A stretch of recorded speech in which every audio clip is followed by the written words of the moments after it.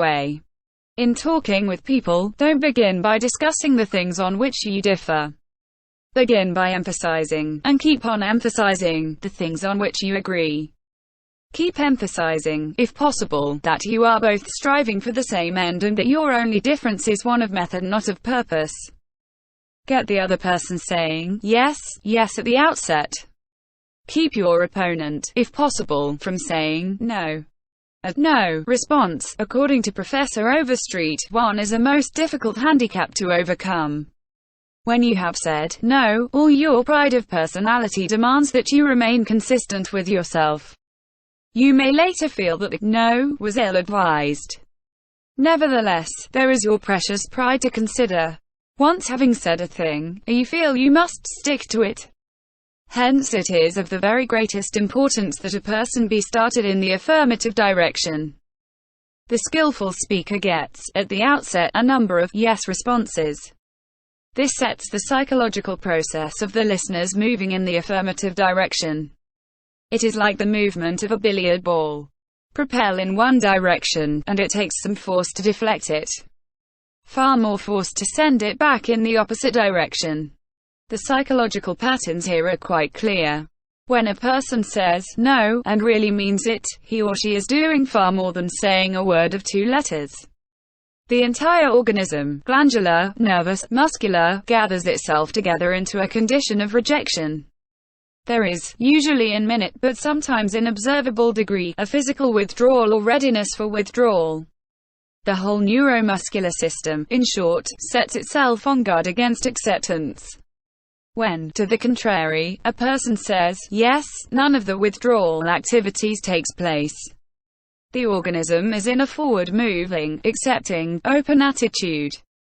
Hence, the more yeses we can, at the very outset, induce, the more likely we are to succeed in capturing the attention for our ultimate proposal. It is a very simple technique, this yes response. And yet, how much it is neglected. It often seems as if people get a sense of their own importance by antagonizing others at the outset.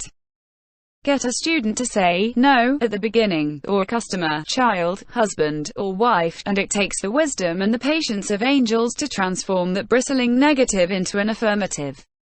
The use of this yes, yes technique enabled James Eberson, who was a teller in the Greenwich Savings Bank in New York City, to secure a prospective customer who might otherwise have been lost. "This man came in to open an account," said Mr. Eberson, "and I gave him our usual form to fill out. Some of the questions he answered willingly, but there were others he flatly refused to answer. Before I began the study of human relations, I would have told this prospective depositor that if he refused to give the bank this information, we should have to refuse to accept this account.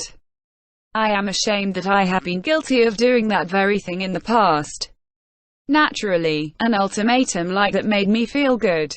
I had shown who was boss, that the bank's rules and regulations couldn't be flattered.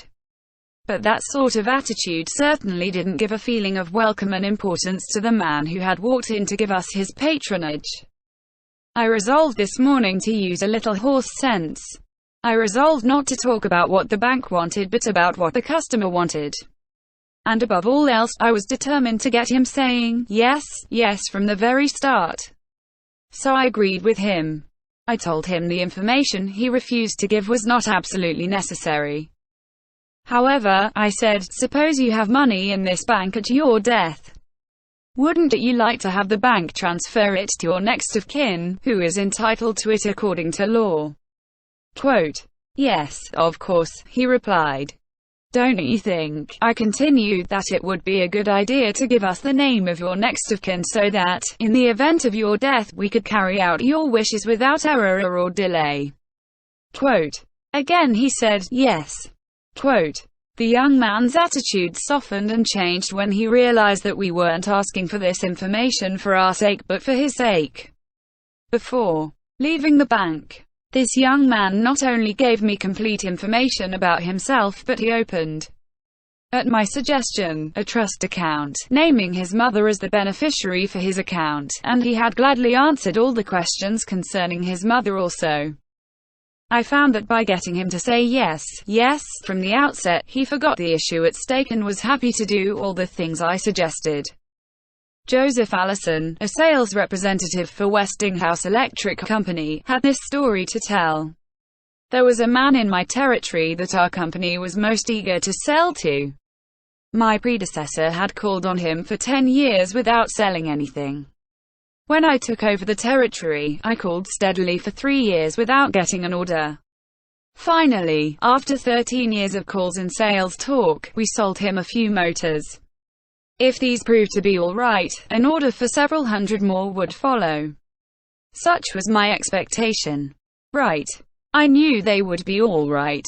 So when I called 3 weeks later, I was in high spirits. The chief engineer greeted me with this shocking announcement. Allison, I can't buy the remainder of the motors from you. Quote. Why? I asked in amazement. Why? Quote. Because your motors are too hot. I can't put my hand on them. Quote. I knew it wouldn't do any good to argue. I had tried that sort of thing too long. So I thought of getting the yes, yes response. Well, now look, Mr.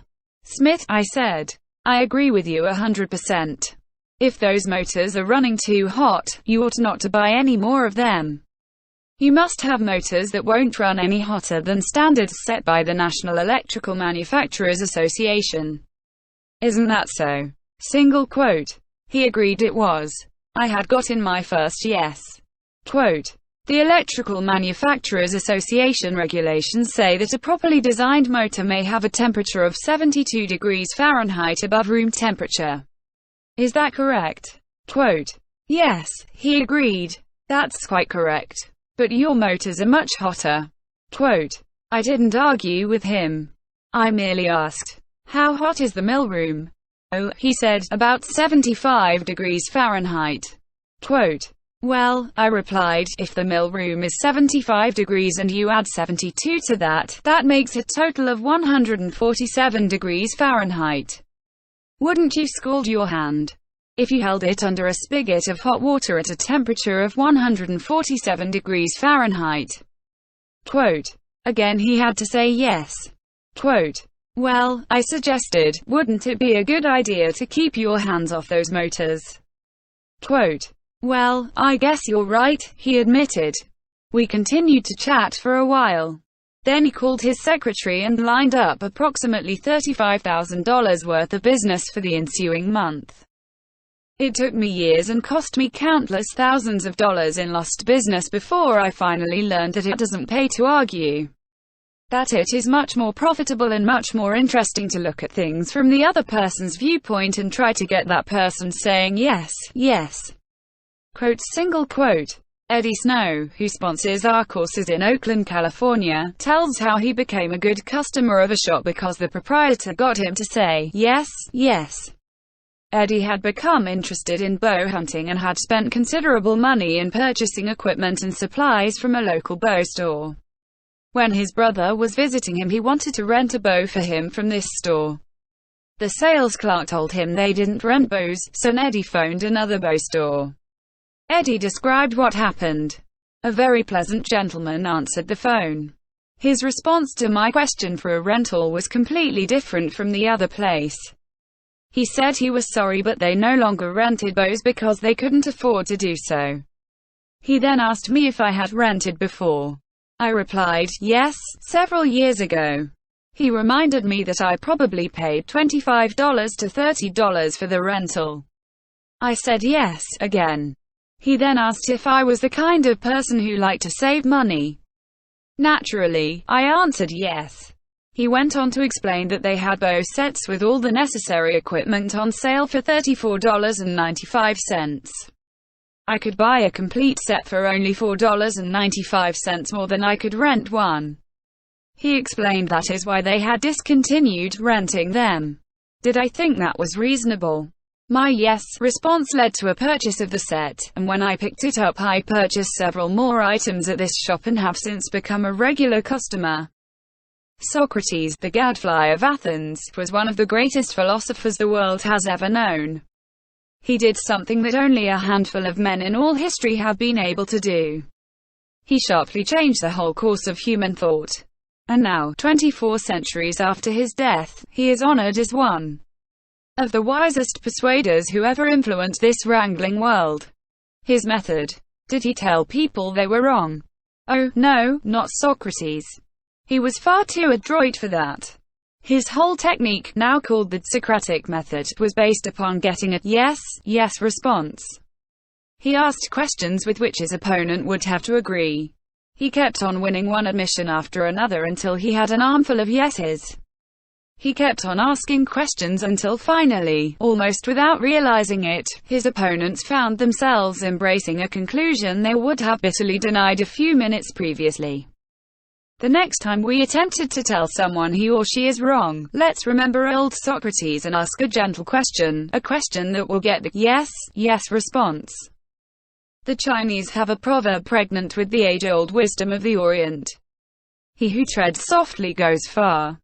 They have spent 5,000 years studying human nature, those cultured Chinese, and they have garnered a lot of perspicacity. He who treads softly goes far. Principle 5. Get the other person saying, yes, yes immediately. 1. Harry A. Overstreet, Influencing Human Behavior. New York. Norton, 1925. Most people trying to win others to their way of thinking do too much talking themselves. Let the other people talk themselves out. They know more about their business and problems than you do. So ask them questions. Let them tell you a few things. If you disagree with them, you may be tempted to interrupt. But don't. It is dangerous. They won't pay attention to you while they still have a lot of ideas of their own crying for expression. So listen patiently and with an open mind. Be sincere about it. Encourage them to express their ideas fully. Does this policy pay in business? Let's see. Here is the story of a sales representative who was forced to try it. One of the largest automobile manufacturers in the United States was negotiating for a year's requirements of upholstery fabrics. 3 important manufacturers had worked up fabrics into sample bodies. These had all been inspected by the executives of the motor company. A notice had been sent to each manufacturer saying that, on a certain day, a representative from each supplier would be given an opportunity to make a final plea for the contract. A representative of one manufacturer arrived in town with a severe attack of laryngitis. When it came my turn to meet the executives in conference, Mr. I said as he related the story before one of my classes, I had lost my voice. I could hardly whisper. I was ushered into a room and found myself face to face with the textile engineer, the purchasing agent, the director of sales and the president of the company. I stood up and made a valiant effort to speak, but I couldn't do anything more than squeak. They were all seated around a table, so I wrote on a pad of paper, "Gentlemen, I have lost my voice. I am speechless." Quote, "I'll do the talking for you," the president said. He did. He exhibited my samples and praised their good points. A lively discussion arose about the merits of my goods. And the president, since he was talking for me, took the position I would have had during the discussion. My sole participation consisted of smiles, nods and a few gestures. As a result of this unique conference, I was awarded the contract, which called for over 500,000 yards of upholstery fabrics at an aggregate value of $1,600,000, the biggest order I had ever received. I know I would have lost the contract if I hadn't lost my voice, because I had the wrong idea about the whole proposition. I discovered, quite by accident, how richly it sometimes pays to let the other person do the talking. Letting the other person do the talking helps in family situations as well as in business. Barbara Wilson's relationship with her daughter, Lori, was deteriorating rapidly. Lori, who had been a quiet, complacent child, had grown into an uncooperative, sometimes belligerent teenager. Mrs. Wilson lectured her, threatened her and punished her, but all to no avail.